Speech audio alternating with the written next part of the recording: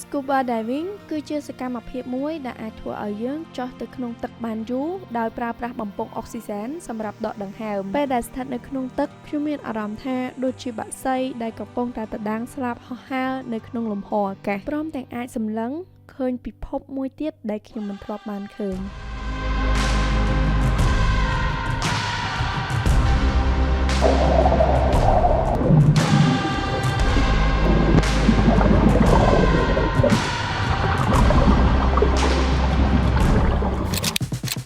ជាលើកទី1ដែលខ្ញុំធ្វើដំណើរពីភ្នំពេញទៅខេត្តសៀមរាបដោយការជិះយន្តហោះ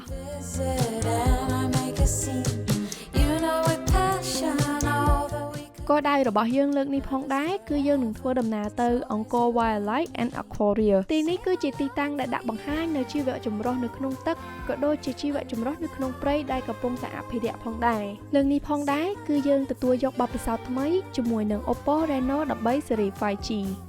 ឥឡូវនេះគឺយើងមកផ្លាស់ប្ដូរសម្លៀកបំពាក់ដើម្បីងាយស្រួលនៅក្នុងការចុះទឹកខ្ញុំអត់ដឹងថា Scuba Diving ខ្លះជាចំណែកមួយនៅក្នុងជីវិតខ្ញុំតាំងពីពេលណាឯងខ្ញុំដឹងត្រឹមថាខ្ញុំសប្បាយចិត្តជាទីបំផុតនៅពេលដែលខ្ញុំបានធ្វើវាខ្ញុំមកធ្លាប់តែធ្វើ Scuba Diving នៅសមុទ្រតែលើកនេះខ្ញុំមកធ្វើការ Scuba Diving នៅ Aquarium ម្ដងយេ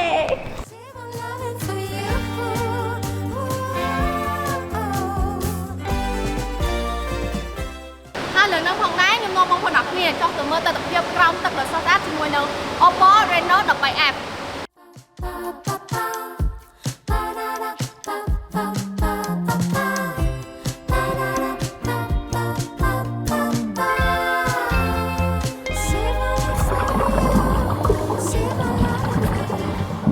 ភាពនៅក្នុងទឹកនេះខ្ញុំបានថតចេញពីទូរស័ព្ទ Mac Oppo Reno 13 Series 5G កម្រិតគុណភាពដែលខ្ញុំបានថតនៅក្នុងទឹកនេះច្បាស់តែងមកបងប្អូននិយាយទៅគឺស្អាតខ្លាំងដូចយកកាមេរ៉ាតម្លៃថ្លៃថតអញ្ចឹង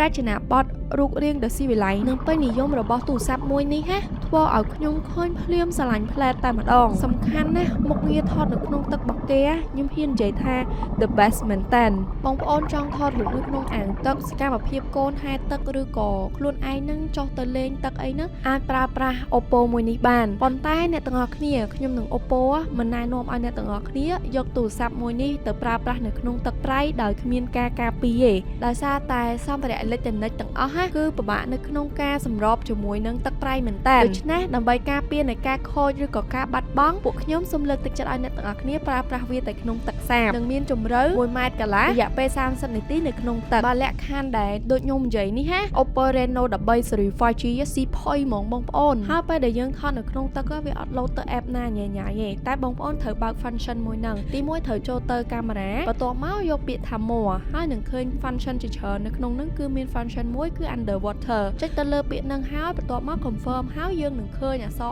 3ជួរទី1គឺថតរូបយើងអាចប្រើប្រាស់បញ្ជាវាតាមរយៈបេតុងបើកសលេងទី2គឺថតវីដេអូយើងអាចបញ្ជាវាតាមរយៈបេតុងថយសំឡេងចុងក្រោយគេគឺ turn screen off ដែលយើងអាចបញ្ជាវានៅក្នុងបេតុងបិទបើកនឹងឯងនៅពេលដែលបងប្អូនចេញពីទឹកសូមធ្វើការសង្កត់ទៅលើបេតុងបិទបើកនឹងរយៈពេល3 second គឺវាបញ្ចេញសំឡេងនិងខ្យល់ដើម្បីរុញច្រានទឹកនឹងចេញពីទូរស័ព្ទរបស់យើងឥឡូវហ្នឹងយើងមកមើលទស្សនវិជ្ជាផ្សេងទៀតដែលខ្ញុំថតបានពីទូរស័ព្ទមួយនេះស្រស់ស្អាតខ្លាំងមែនតើបងប្អូនទស្សនវិជ្ជានៅក្នុងទឹកជាពិសេសជីវៈចម្រុះដែលគួរឲ្យប្លែកភ្នែកតាក់ទាញហើយចំពោះ Scuba Diving វិញបងប្អូនអាចធ្វើការសាកល្បងរៀននៅក្នុងការជាមួយទឹកបាននៅប្រទេសកម្ពុជាយើងឥឡូវមានកន្លែងច្រើនមែនតើដែលអាចធ្វើការបង្រៀនបានហើយបងប្អូនអាចសាកល្បងបានព្រោះថានេះគឺជាបទពិសោធន៍ថ្មីនៅក្នុងជីវិតរបស់យើងសត្វព្រៃនៅក្នុងពិភពលោករបស់យើងទាំងកម្រទាំងសម្បូរហ្នឹងគឺយើងស្គាល់ច្រើនណាស់សឹងតែថា 70 ទៅ 80% ដែលយើងស្គាល់ឈ្មោះអស់ប៉ុន្តែបងប្អូនសត្វសមុទ្រនៅក្នុងបាតសមុទ្រគឺយើងសឹងតែថារបស់ខ្លះអត់ដែលឃើញហើយរបស់ខ្លះបានឃើញតិចតួចមែនតើ